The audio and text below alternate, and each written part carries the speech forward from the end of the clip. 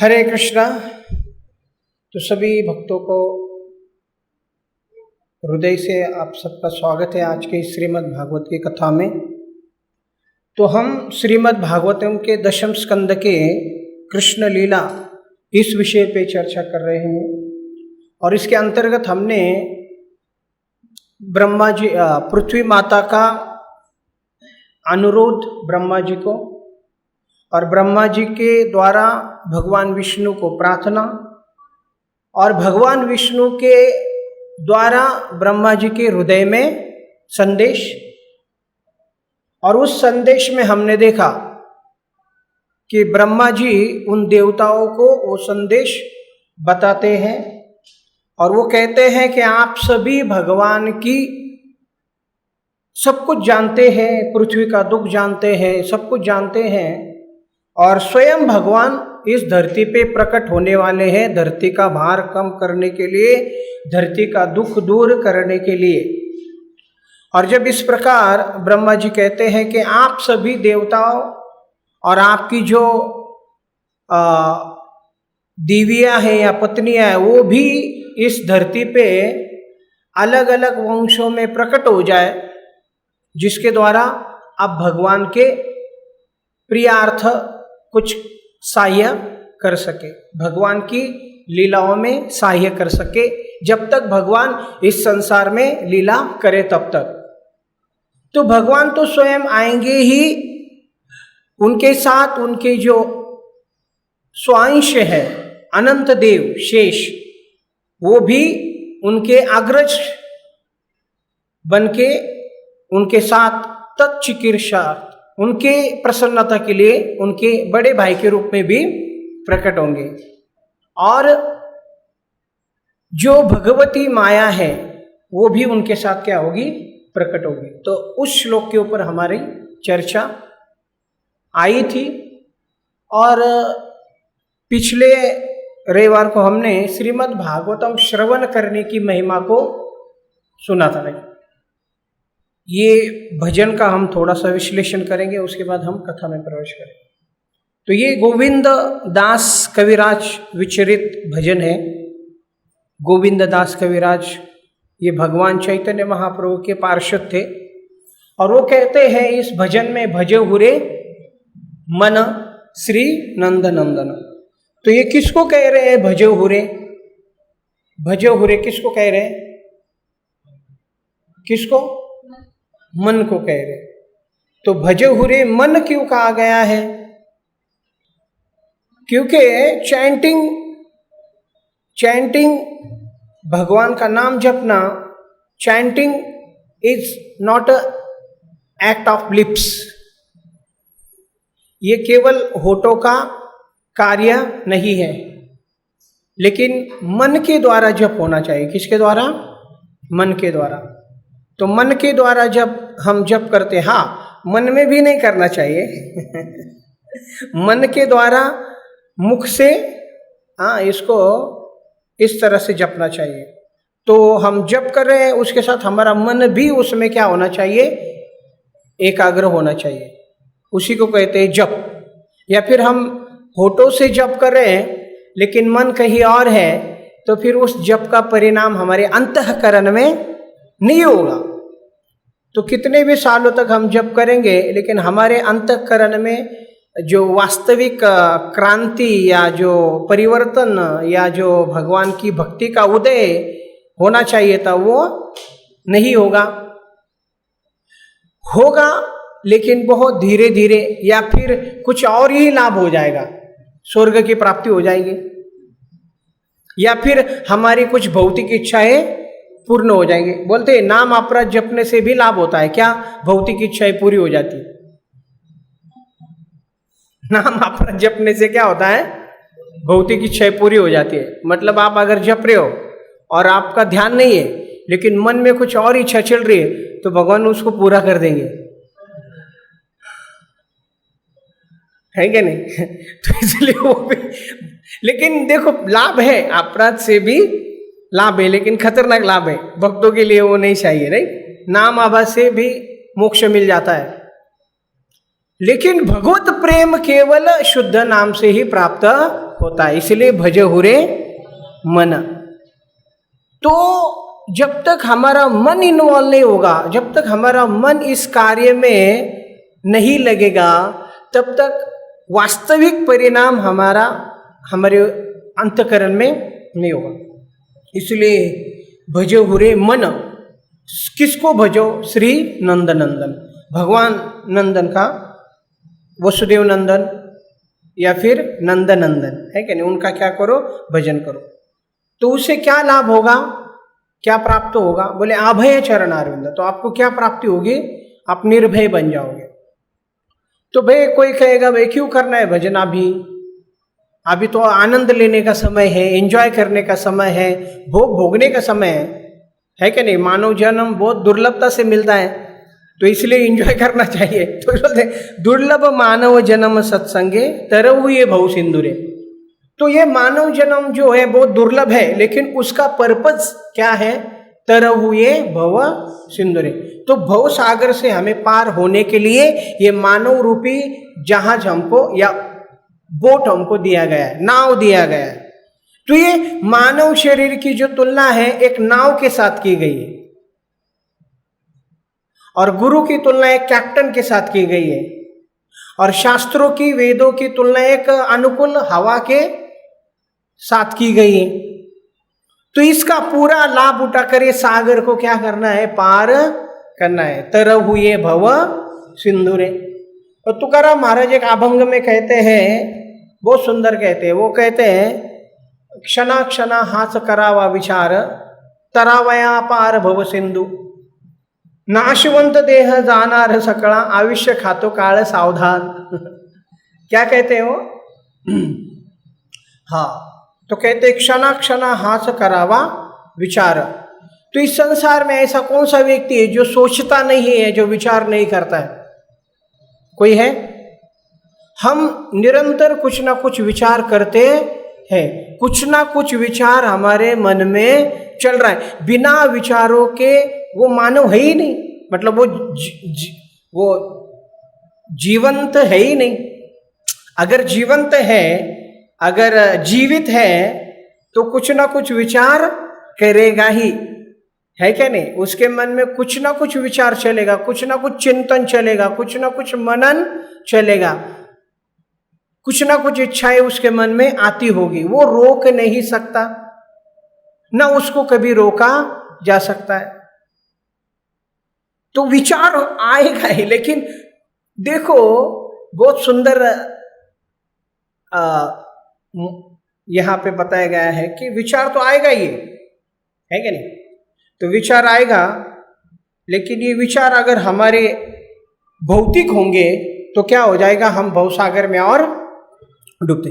तो ठीक है, तो क्या कह रहे हैं कि विचारों को हम रोक नहीं सकते, विचारों के ऊपर हमारा कोई नियंत्रण नहीं है। तो फिर कम से कम उसको एक डायरेक्शन दे सकते हैं, विचारों को एक डायरेक्शन दे सकते, एक मार्ग दे सकते हैं। कैसा? भगवान के बारे में सोचो, या फिर इस संसार से पार होने के लिए विचार करो। क्षणा क्षणा हास करावा विचार, विचार करना कोई बंद नहीं करेगा। तो क्या सोच रहे हम? तो वो क्षण क्षण शब्द आया वहां पे। क्या शब्द आया? हर क्षण सोचो। तो हम इतना उन्होंने सोचा है कि हर क्षण हमें सोचना चाहिए कि मेरे विचार किस डायरेक्शन मुझे लेके जा रहे हैं। तो विचार का जो मन में एक तूफान उठता है, क्या उठता है? विचारों का एक तूफान उठता है, और हमें विचार ही पॉजिटिव और नेगेटिव बनाते हैं, है क्या नहीं? विचार ही हमें सकारात्मक या नकारात्मक बनाते हैं, है क्या नहीं? तो इसीलिए विचारों के ऊपर हमें उसको नियंत्रण तो नहीं कर सकते, लेकिन उसको एक डायरेक्शन दे सकते हैं। हर क्षण ये विचार हमारे मन में आना चाहिए, तरवया पार भव सिंधु, ये भव सागर को कैसे पार करें? तो बोले क्यों? बोलते हैं, हाँ, वो तुकाराम महाराज के अभंग में बोलते क्यों? क्योंकि वो कहते हैं तरव क्षणा क्षणा हाथ करावे विचार, तरवया पार भव सिंधु, नाशवंत देह जानार सकड़ा। तो ये जो शरीर है, ये कैसा है? नश्वर है और ये नष्ट होने वाला है। तो कैसे नष्ट होगा? बोलते हैं आयुष्य खातो काल सावधान। तो जो काल है वो हर क्षण हमारे आयु को क्या कर रहा है? निकल रहा है। हर क्षण हमारे आयु क्या हो रही है? खत्म हो रही है। तो श्रीमद् भागवतम में कहा है कि जब सूर्य उदय होता है और अस्त होता है तो क्या करता है? हमारा एक दिन चुरा कर लेके जाता है। सोचा कभी? हम तो बस सनराइज देखते हैं, वाह सनराइज, सनसेट भी देखते हैं, लेकिन ये नहीं सोचते कि सूर्य उदय हुआ और अस्त हुआ, उसके साथ हमारा एक दिन क्या हो गया? अभी खत्म हो गया। उसके ऐसा धीरे धीरे धीरे एक महीना चला जाता है और फिर एक साल चला जाता है। और हम क्या क्या क्या बर्थडे सेलिब्रेशन करते हैं हम लोग। वार्ड दिवस क्या बोलते हैं उसको? वो वार्ड दिवस नहीं है, वो माइनस दिवस है। वो क्या? वो वार्ड दिवस नहीं है, वो क्या है? वो घाटा दिवस है। वो घाटा हो गया दिवस का, राइट? दिवस चला गया। तो इसको बोलते हैं महामोह। क्या कहते हैं इसको? महामोह।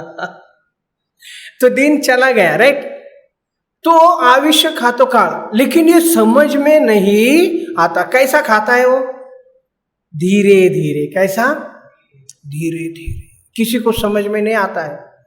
तो प्रभुपाद जी कहते हैं प्रकृति धीरे धीरे व्यक्ति को बूढ़ा बना देती है, लेकिन उसको पता भी नहीं चलता कि वो बूढ़ा बन गया। धीरे धीरे बनाते है कि नहीं? सबको झुका देती है एकदम प्रकृति, सबको, है ना? अगर हम स्वयं से नहीं झुके तो प्रकृति हमें आराम से झुका देती है ना। नीचे देखना ही पड़ता है। ऐसी झुका देती है प्रकृति, ऐसी झुका देती है कि हमारे अंदर थूकने की भी शक्ति, इतना झुका देती है। तो ये जो काल है ये बहुत ही सूक्ष्म रूप से और बहुत ही धीरे धीरे हमारा क्या कर रहा है?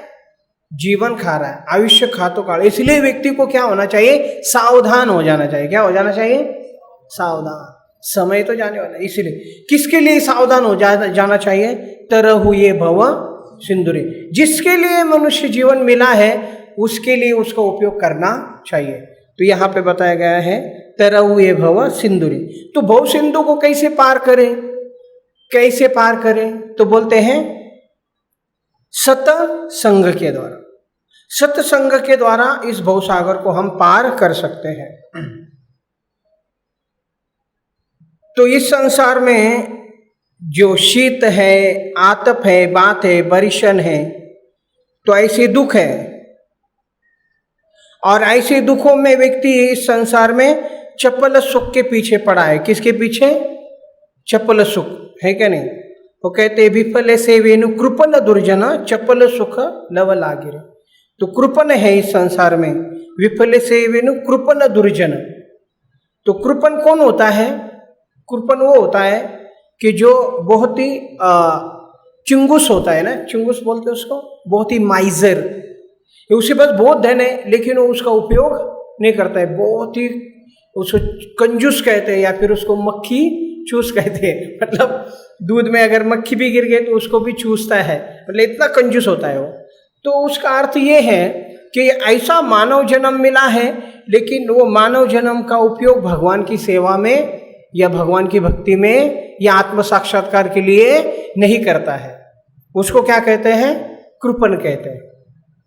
और वो किसके पीछे पड़ा रहता है? चपल सुख के पीछे पड़ता है। चपल सुख का मैंने पिछली बार बोला था, यहाँ सुख है, यहाँ सुख है, यहाँ सुख है, लेकिन सुख कहीं भी नहीं है।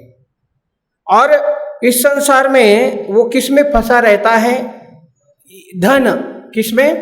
धन के पीछे, यौवन और पुत्र, परिजन, रिलेटिव्स, फ्रेंड्स, पुत्र, इसके पीछे वो पड़ा रहता है। लेकिन उसको ये पता नहीं है कि ये जीवन कितना क्षणिक और क्षणभंगुर है। कैसा है जीवन? कमल दल जल जीवन टलमल। कैसा है कि जो कमल की जो पंखुड़ी होती है उसके ऊपर एक जल का बिंदु होता है और वो कैसे टलमल करता है, यहाँ से वहाँ से वहाँ, वो कब पानी में गिरेगा इसका भरोसा नहीं। उसी प्रकार हमारा जीवन कब खत्म हो जाएगा उसका भरोसा नहीं। तो इसीलिए कमल दल जल जीवन तलमल, इसलिए भजहु हरिपद इतनी, इसलिए भगवान का क्या करो, भजन करो। तो अच्छा कैसे करें, तो भक्ति करो, भजन करो, भजहु करो। तो कैसे बोलते हैं, तो नवविधा भक्ति के द्वारा श्रवण कीर्तन स्मरण वंदन पाद सेवन दास्य रे पूजन सखी जनात्म निवेदन गोविंद दास अभिलाष रे। तो क्या अभिलाष होनी चाहिए हमारी, मोर यही अभिलाष विलास कुंजे दियो वास, अभिलाषा है ना। तो हमारी अभिलाषा हो यही कि हमें भगवान की भक्ति प्राप्त हो। श्री गोविंद दास कविराज गोस्वामी की हरे कृष्णा। तो हम श्रीमद् भागवतम के इस प्रसंग के ऊपर चर्चा करते हुए तो भगवान का संदेश पाकर ब्रह्मा जी ने उन सभी को ये संदेश दिया, उन देवताओं को। और फिर वो कहते हैं कि कैसे अभी देव आग्रतः भविता, पहला अध्याय का 25वां श्लोक के ऊपर। तो मिल गया सबको, 10th canto 1st chapter 25th shloka, ठीक है। अगर मिला हो तो आप सब मेरे पीछे बोलिए, विष्णुर्माया भगवती यया सम्मोहितं जगत आदिष्टा प्रभुर्नांशेन कार्यार्थे संभविष्यति विष्णुर्माया भगवती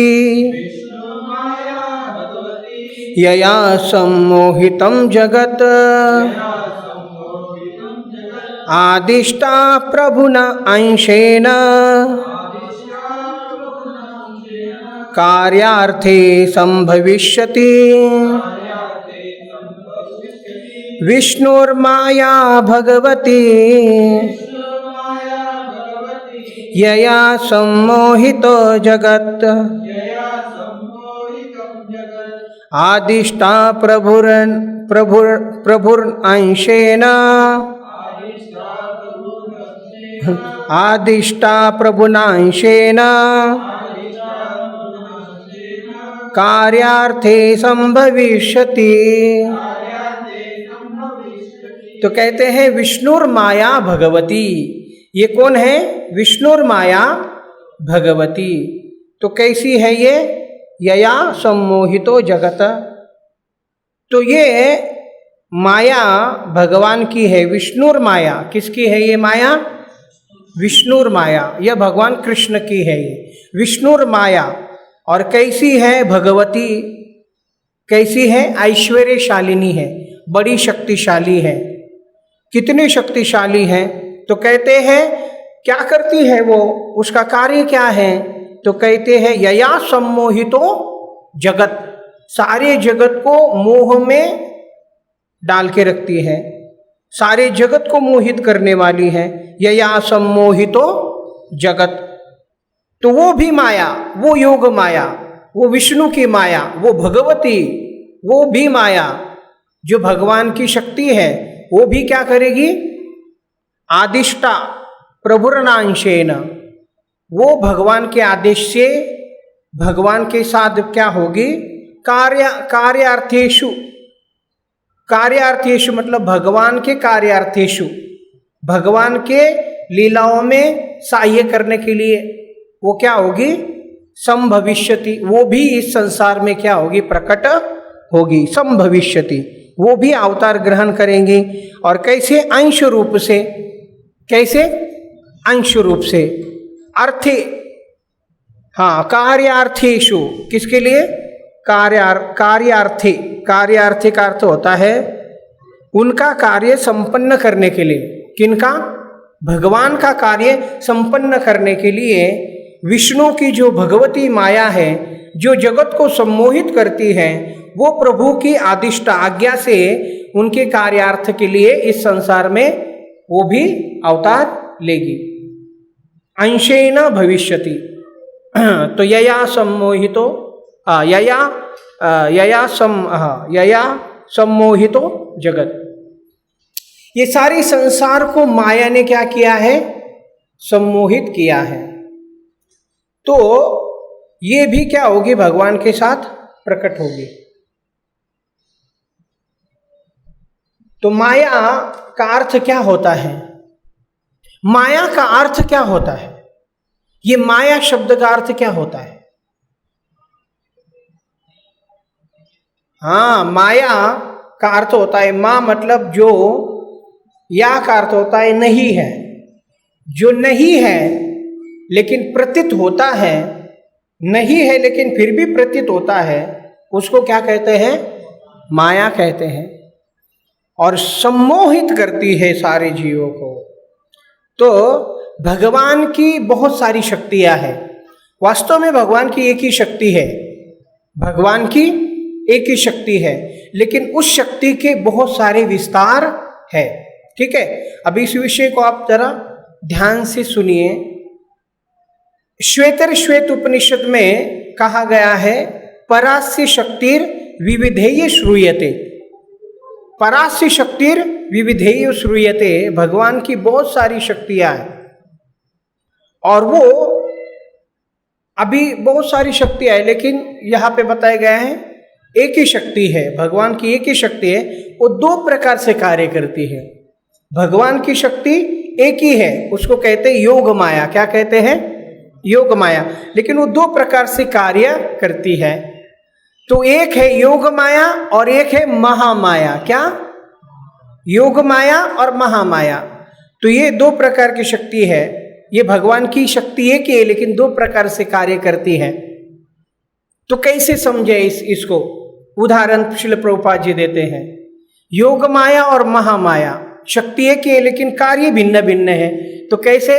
तो कहते हैं जो विद्युत शक्ति होती है, विद्युत शक्ति यानी इलेक्ट्रिसिटी क्या कहते हैं? इलेक्ट्रिसिटी, बराबर आ रहा है? इलेक्ट्रिसिटी। तो जो करंट होता है, करंट भी वही है ना, इलेक्ट्रिसिटी। करंट जो होता है या जो विद्युत शक्ति होती है, जो इलेक्ट्रिसिटी होती है,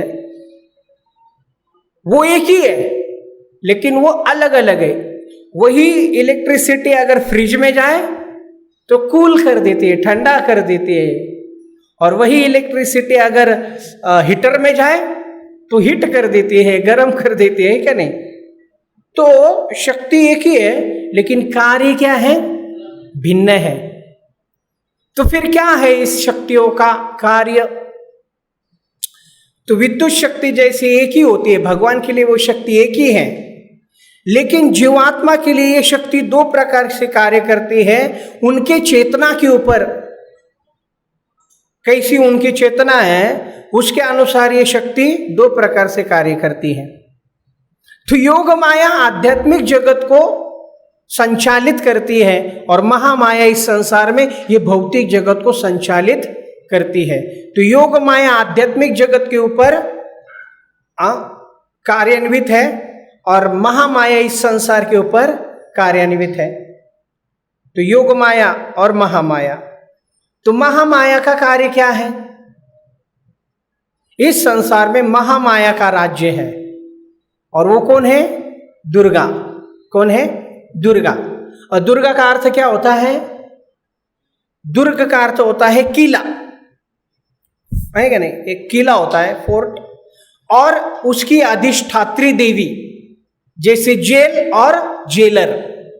तो जेल का जो जेलर है तो उसके अधीन वो जेल है क्या नहीं? उसी प्रकार ये दुर्ग, ये संसार एक दुर्ग के समान है, एक जेल के समान है, और उसकी जो जेलर है वो योग महामाया, वो दुर्गा है। तो दुर्ग की अधिष्ठात्री देवी दुर्गा। उसका कार्य क्या है? उसका कार्य क्या है? तो कहते हैं बद्ध जीवों को भक्ति से अधिक वंचित रखना। क्या? महामाया का कार्य क्या है कि जीव को अधिक अधिक भक्ति से वंचित रखे, जीव के आध्यात्मिक ज्ञान को ढक दे, जीव को भगवान से दूर करे या जीव को भगवान को ही भुला दे। और ऐसा क्यों? क्यों माया ऐसा करती है? महामाया जीव को भगवान को भुला देती है, उसको भगवान की भक्ति से दूर रखती है, उसके आध्यात्मिक ज्ञान को ढक देती है और उसको मार भी देती है, मार देती है। मार कौन सा देती है? कैसे मारती है माया हमको? 3 प्रकार के क्लेश, आदि दैविक, आदि भौतिक और आदि आत्मिक। और बांध भी देती है माया, योग महामाया हमको बांध भी देती है। किससे बांध देती है? 3 गुणों से, रजोगुण, तमोगुण और सतोगुण। तो ये संसार पूरा इस माया के वशीभूत है और इन 3 गुणों के द्वारा बंधा हुआ है और वो उनको 3 प्रकार की क्लेश देकर, 4 प्रकार के दुख देकर उनको प्रताड़ित कर रही है और उनके आध्यात्मिक ज्ञान को ढक दिया है, भगवान से उनको दूर कर दिया है और भक्ति करने के लिए उनको आगे बढ़ने नहीं देती है। ये महामाया का इस संसार में क्या है? कार्य है। अधिक अधिक वंचित रखती है वो भगवान से। तो इसलिए जब नारद मुनि व्यासदेव जी वो शम्याप्राश आश्रम में, बद्रिका आश्रम में, हिमालय में सरस्वती के तट पर बैठकर वो ध्यानस्थ थे, तब उन्होंने 4 वेद जो पुराण उपनिषद सबकी रचना की, लेकिन फिर भी उनको संतुष्टि, मन में सैटिस्फैक्शन नहीं था। तब उन्होंने सोचा कि मुझसे गलती क्या हो गई, मैंने तो सब ब्रह्मचर्य का पालन किया, वैदिक नियमों का कठोरता से पालन किया, गुरु की आराधना की, शूद्र स्त्री द्विज बंधुओं के लिए मैंने महाभारत की रचना की।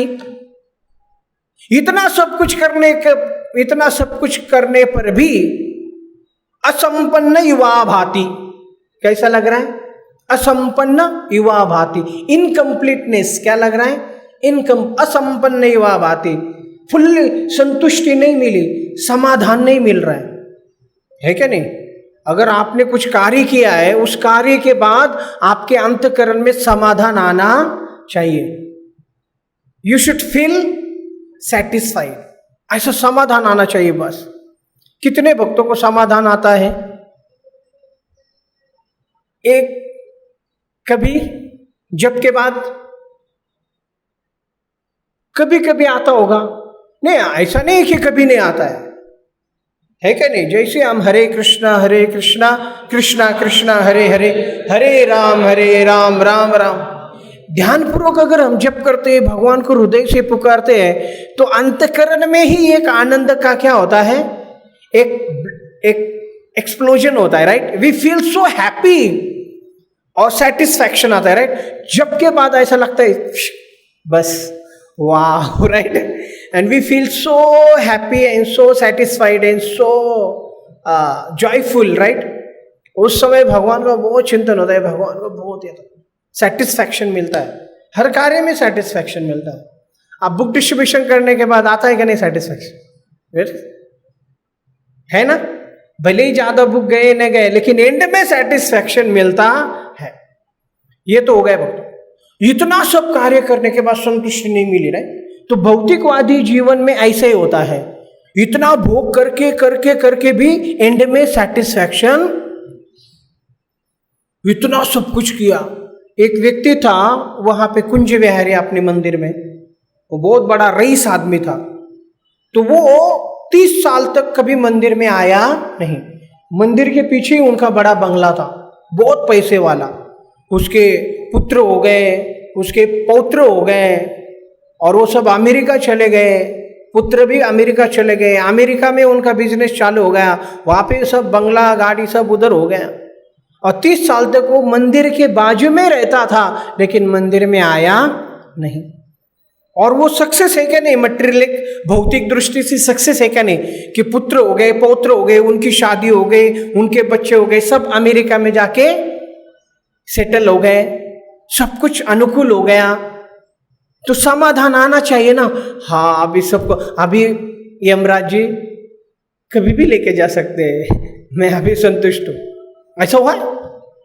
वो इतने सालों के बाद अकेले पड़ गए घर में, क्या हो गए, पैसा है, सब कुछ है, लेकिन मन में क्या नहीं था, संतुष्टि नहीं थी। मंदिर में आए फिर 30 साल के बाद, वृद्ध होने के बाद, और एक भक्तों को मिलने के बाद बोल रहे हैं कि मैं इतने दिनों तक, वर्षों तक भगवान से क्या रहा, दूर रहा, अभी आज मैं जो आया, ये सारा देखकर ऐसा लग रहा है कि मेरा जीवन क्या हो गया, व्यर्थ हो गया। इतना सब कुछ किया, लेकिन मन में जो वास्तविक संतुष्टि प्राप्त होनी चाहिए थी, वो प्राप्त नहीं हुई। लोग पैसा कमाते हैं, बहुत पैसा कमाते हैं, लेकिन पैसा कमाने के बाद भी वो जो डीप सेंस ऑफ सेटिस्फैक्शन नहीं आता, वो समाधान नहीं आता है। इंद्रिय भोग करते हैं लोग, कहाँ नहीं क्या नहीं इंद्रिय भोग करते हैं, ठीक है।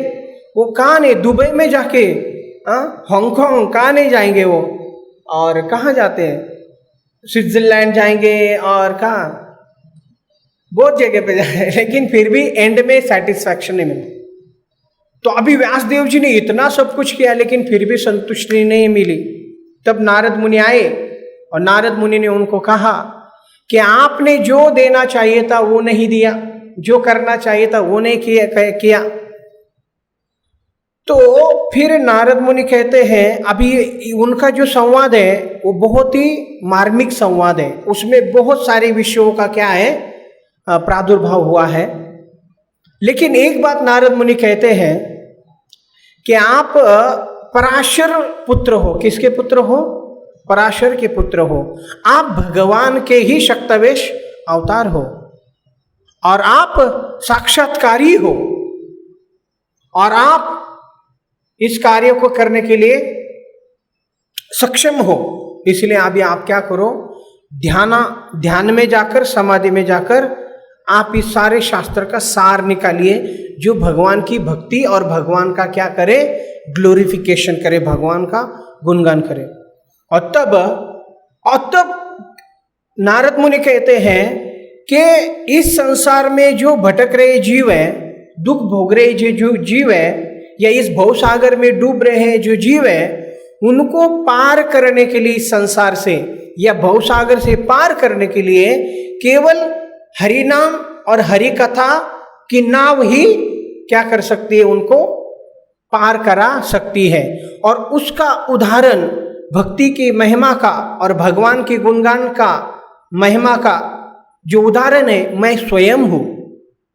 मैं एक दासी पुत्र था, है क्या नहीं, लेकिन महाभागवतों की संग से, उनका उच्चिष्ट ग्रहण करने से, उनके द्वारा भगवान की कथा का श्रवण करने से आज मैं इस स्तर पे आया हूं कि मैं किसी भी लोक में बिना रोक टोक के जा सकता हूं, मास्क भी नहीं लगाना पड़ता मतलब आप समझ रहे ना बिना रोक टोक के मैं जा सकता हूं, कोई मुझे पूछता नहीं मास्क लगाए कि नहीं लगाए, है कि नहीं, तो कहीं भी जा सकता हूं। और ये जो वीणा है ये स्वयं भगवान ने मुझे दिया है, और उसके ऊपर मैं जब संगीत गाता हूँ और मेरे जिह्वा से भगवान का नाम लेता हूँ, उसी समय भगवान श्री कृष्ण मेरे हृदय में क्या हो जाते हैं, प्रकट हो जाते हैं।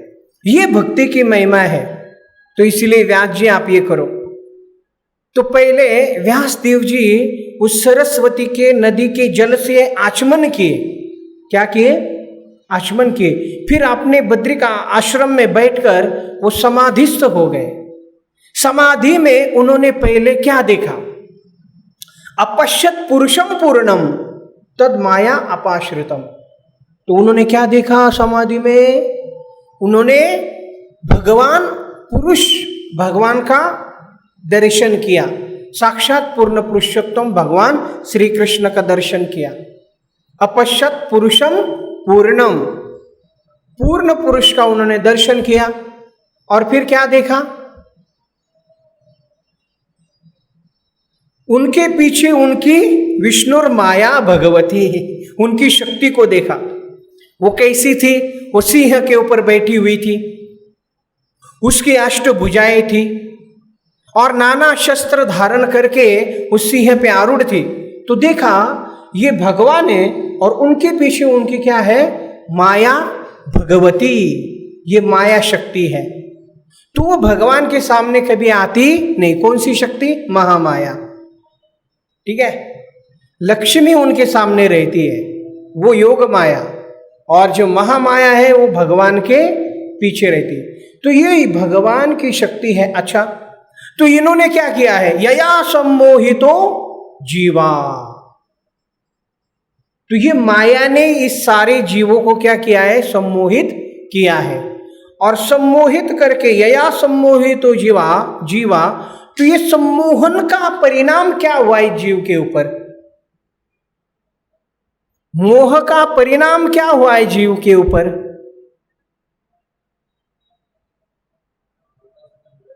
भगवान से दूर। तो क्या बोलते हैं? आत्मानम त्रिगुणात्मकम, ये माया का सम्मोहन का परिणाम जीव के ऊपर क्या हुआ है? आत्मानम त्रिगुणात्मकम। तो जीव खुद को 3 गुणों की उपज मानता है। क्या मानता है? 3 गुणों की उपज मानता है। ये है सम्मोहन, ये है क्या बोलते हैं उसमें? माया जगत सम्मोहिता। ये माया कैसे जीव को सम्मोहित करती है, कितना सम्मोहित करती है, कितना जड़ बना देती है, कितना मूर्ख बना देती है। क्या करती है? यया सम्मोहितो जीवा आत्मानम त्रिगुणात्मकम, ये जीव खुद को क्या समझता है? मैं इस 3 गुणों की उपज हूं, मैं ये भौतिक शरीर हूं। और प्रभुपाद जी फिर उसको हमारे लिए आसान कर देते हैं। कैसे? कि जीव क्या सोचता है? मैं हिंदू हूं, फिर मैं मुसलमान हूं, मैं क्रिश्चियन हूं, मैं सिख हूं, ठीक है, फिर मैं ब्राह्मण हूं, मैं क्षत्रिय हूं, मैं शूद्र हूं, या फिर मैं वैश्य हूं।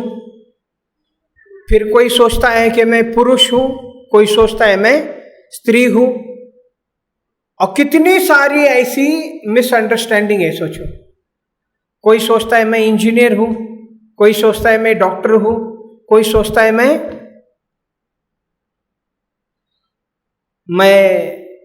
हूं है क्या नहीं? तो इसको क्या कहते हैं? आत्मानम त्रिगुणात्मकम। तो 3 गुणों की उपज उसको मानता है।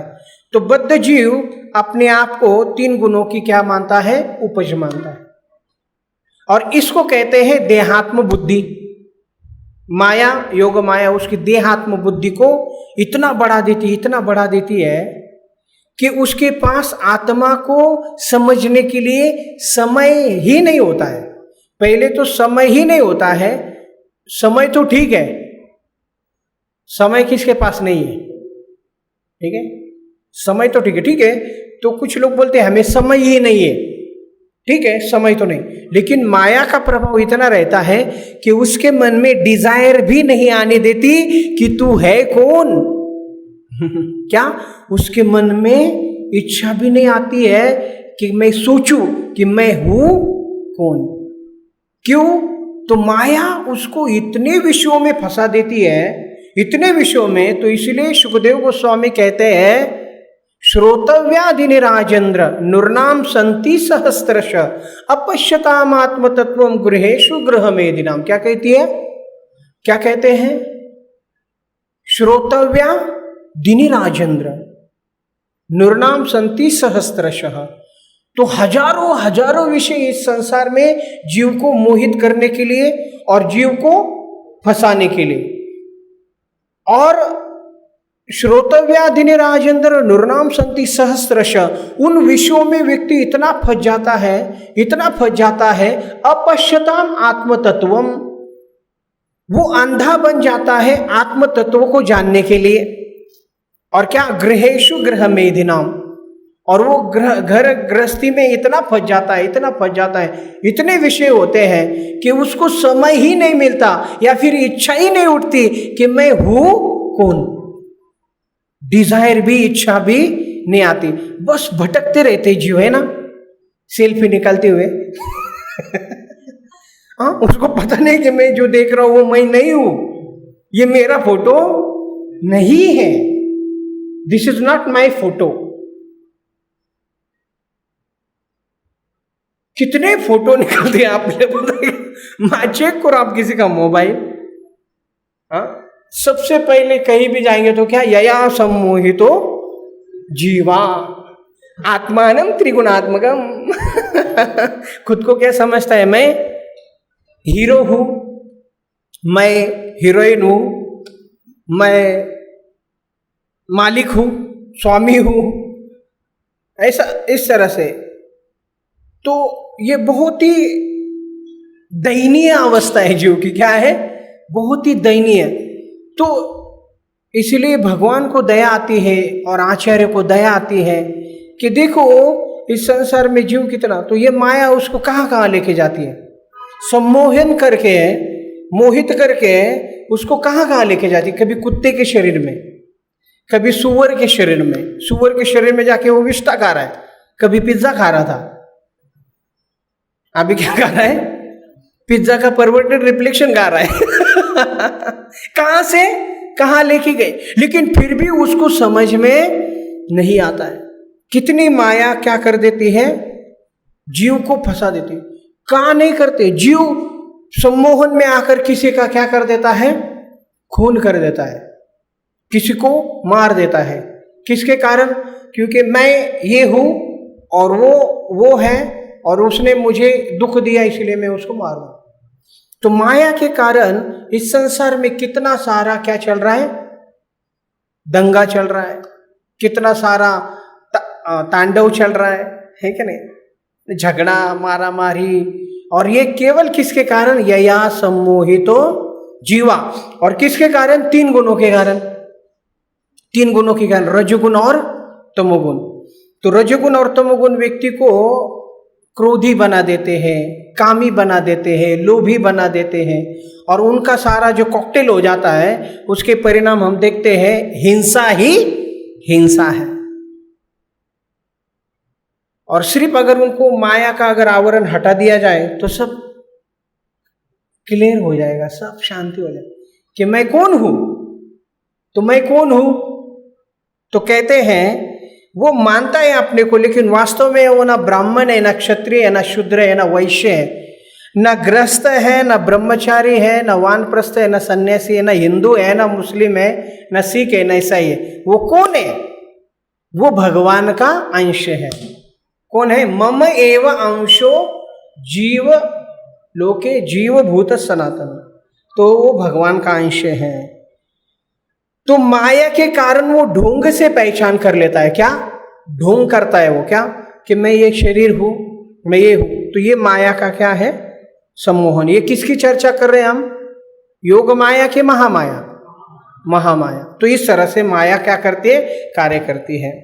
तो माया, किंतु जीव मुक्त होता है। अभी इस माया से मुक्त होना है, क्या होना है, उस माया से मुक्त होना है। तो कैसे मुक्त होता है, तो जब वो इस संसार में खुद को बॉस मानता है, खुद को स्वामी मानता है, खुद को भोक्ता मानता है, खुद को इंजॉयर मानता है, तो इसका अर्थ है वो किसके अधीन है, महामाया के अधीन है, कोई भी जीव। उसके बाद जब वो खुद को दास माने, खुद को सेवक माने, भगवान का अंश माने, तो वो किसके अधीन हो गया, योग माया के अधीन हो गया। इसलिए वो तभी मुक्त हो सकता है जब वो खुद को भगवान का दास माने, खुद को भगवान का सेवक माने और खुद को भगवान का अंश माने। तो फिर क्या होता है, जो महामाया हम जिसके अधीन है, वही महामाया हमारे लिए क्या बन जाती है, योग माया बन जाती है। और कैसे योग माया बन के वो क्या करती है, फिर वही महामाया योग माया बनकर हमारे लिए क्या करती है, सबसे पहले हमें शुद्ध बनने के लिए अवसर देती है। वही योग माया हमें शुद्ध बनने के लिए अवसर देती है। पहला क्या, शुद्ध बनने के लिए अवसर देती है। दूसरा कि ये माया, योग माया हमें अपनी शक्ति भगवान की सेवा में लगाने के लिए सहाय करती है। अभी हमारी शक्ति इंद्रिय भोग के लिए लगी है। किसके लिए लगी है? पूरी शक्ति हम इस संसार में लोगों की किस में लगी है? किस में लगी? पूरी शक्ति केवल इंद्रिय भोग में। पैसा कमाना है, बंगला लेना है, गाड़ी लेनी है और मोबाइल चेंज करना है। पहले था, अभी चेंज करना है, वो चलता रहता है। तो पूरी शक्ति व्यक्ति की केवल ये सोचने में जाती है कि मैं ज्यादा से ज्यादा कैसे भोग कर सकता हूं इस संसार में, और उनका भोग बड़ा तुच्छ होता है। क्या तुच्छ है? केवल तुच्छ होता है। तो इसलिए वो माया क्या करती है, अभी हमारी जो शक्ति है वो महामाया में जा रही है, तो वही शक्ति भगवान की सेवा में लगाने में मदद करती है। अगर हम इस कॉन्शियसनेस में आ जाए, कौन से कॉन्शियसनेस में, कि मैं भगवान का दास हूं, मैं भगवान का सेवक हूं, मैं भगवान का अंश हूं। लेकिन ये जो देखो, दोनों योग माया का भी काम है ढकना, ढक देना, और महामाया का भी काम है ढक देना। तो अभी विष्णु माया के दो स्वरूप है। कितने? दो स्वरूप। एक है आवर्णिका और दूसरी है उन्मुखा। क्या? उन्मुख। तो योग माया क्या करती है? तो योग माया आध्यात्मिक जगत में सारे भक्तों को ढक देती है। क्या करती है? इस संसार में महामाया जीव को भगवान की भगवत्ता भुला देती है। क्या करती है? इस संसार में महामाया जीव को भगवान की भगवत्ता भुला देती है, और इसलिए जीव भगवान को एक साधारण मनुष्य समझकर क्या करता है? उनको धिक्कार करता है। अवजानान्ति मामूढ़ा नाहम प्रकाश सर्वस्य योग माया समावृतः माया जवनिका अच्छन्नम अज्ञा अदोक्षजम अव्ययम अलक्ष्यसी मूढ़ दृशा नटो नाट्य धरो यथा। तो इस संसार का जीव भगवान को भगवान के रूप में नहीं देखता है। उनको कैसा देखता है? अवजानान्ति माम मूढ़ा मानुष्यम तनुमाश्रितम, मुझे एक साधारण मनुष्य के रूप में वो देखता है। तो अर्थात माया ने उसकी भगवत्ता को ढक दिया। अभी आध्यात्मिक जगत में भी भगवत्ता ढक देती है। कैसे? किन की ढक देती है? यशोदा माता की यशोदा माता को क्या करती है? वो माया ढक देती है। देव की वसुदेव को भी ढक देती है। सारे गोपों को, गोपियों को, वहां पे कोई भी भगवान को भगवान नहीं मानता है। भगवान कहते हैं गोपियों को, मैंने ही गीता बोला था। गोपियां बोलती, सकाळपासून कोणी भेटलं नाही का तुम्हाला?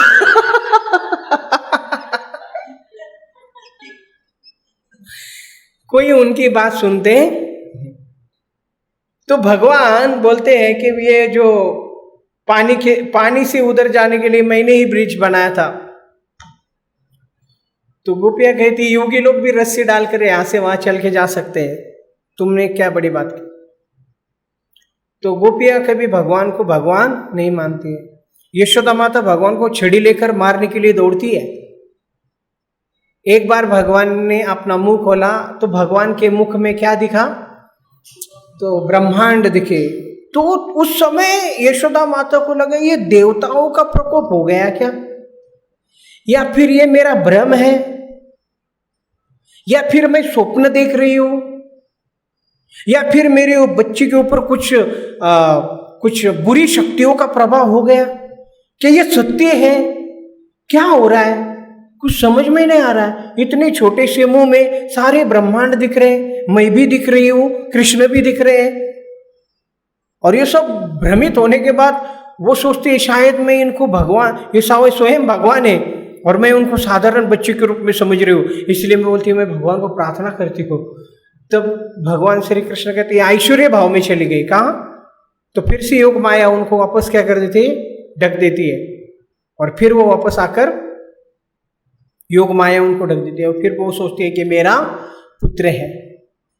तो इस तरह से योग माया यशोदा देव की, नंद बाबा, इनको क्या करती है? वहां पे ढक देती है, भगवान की भगवत्ता को ढक देती है। और उन्मुखा का अर्थ होता है जैसे कंस, शाल्व, और जो भगवान से द्वेष करने वाले ईर्ष्यालु लोगों को भगवान से क्या करती है? दूर रखती है।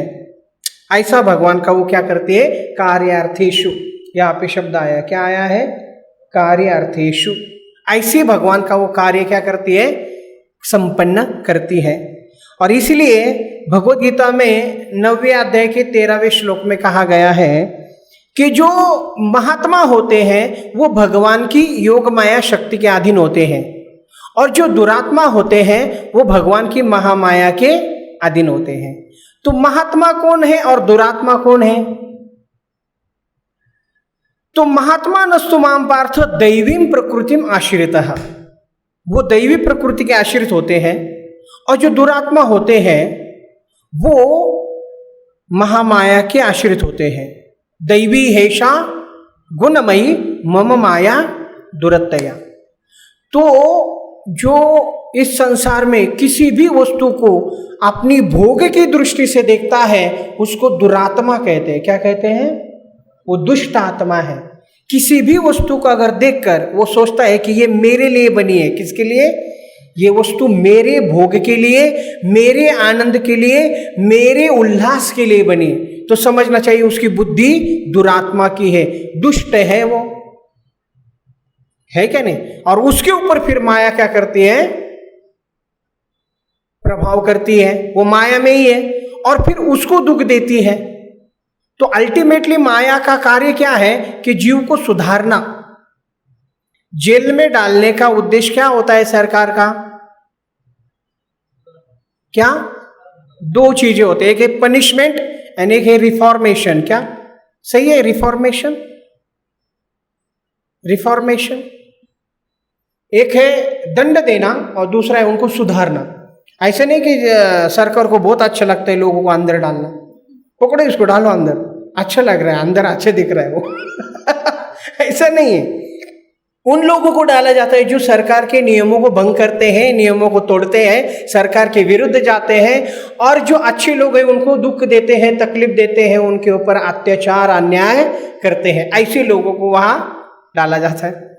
तो असुर लोगों को डाला जाता है, ऐसे ही आसुरी वृत्ति वाले लोगों को इस संसार में डाला जाता है। और इस संसार में नाना प्रकार के दुख उनको दिए जाते हैं, नाना प्रकार के कष्ट उनको भोगने पड़ते हैं, नाना प्रकार की योनियों में भटकना पड़ता है, फिर कभी नरक, कभी स्वर्ग, कभी ऐसा घूमना पड़ता है इस संसार में। तो ये जब तक चलता रहेगा जब तक वो अंत में भगवान की शरण नहीं लेता। और जैसे ही वो भगवान की शरण लेता है वही महामाया उसके लिए क्या बन जाती है? योग माया बन।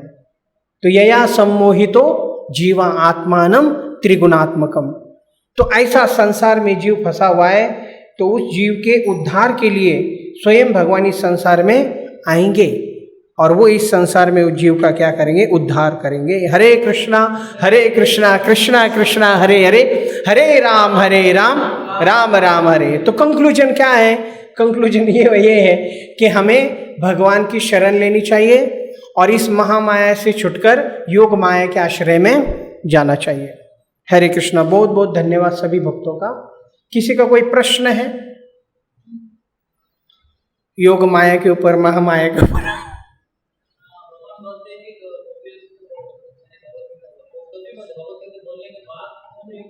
भगवद गीता इटर्नल है और सब समय बोले हैं भगवान बहुत अच्छा क्वेश्चन है।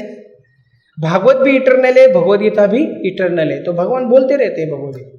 उसके पहले ही बोला था अवतार में, है क्या नहीं? तो ये जैसे वो गोप बालक है, वो भगवान को भगवान नहीं मानते। जैसे भगवान ने कंस को मारा था, जब कंस को एक ही स्ट्रोक से भगवान ने मार दिया, तो सुबल जो है वो हमेशा कृष्ण को कुश्ती में हरा देता है। तो उनको आश्चर्य होगा, एक फाइट में कैसे मार दिया? तो वो कहता है कृष्ण भगवान को थोड़ा साइड में आ जाओ। बोले क्या? नहीं, बोले कुश्ती खेलेंगे। बोले क्यों? बोले नहीं, एक फाइट में तुमने उसको मारा, रोज मुझसे हार जाते हो। तो भगवान बोले चलो खेलो। उसी समय उसी रणांगन में कुश्ती हो गई और सुबल ने भगवान को हरा दिया और भगवान बोले हाँ तुम वही कृष्ण हो। तो वो बहुत उसको रस बढ़ाने के लिए वो योग माया वहां पे भगवान के उस दिव्य रस को बढ़ाने के लिए मदद करती है। हरे कृष्ण। बहुत बहुत धन्यवाद सभी भक्तों का। Thank you so much.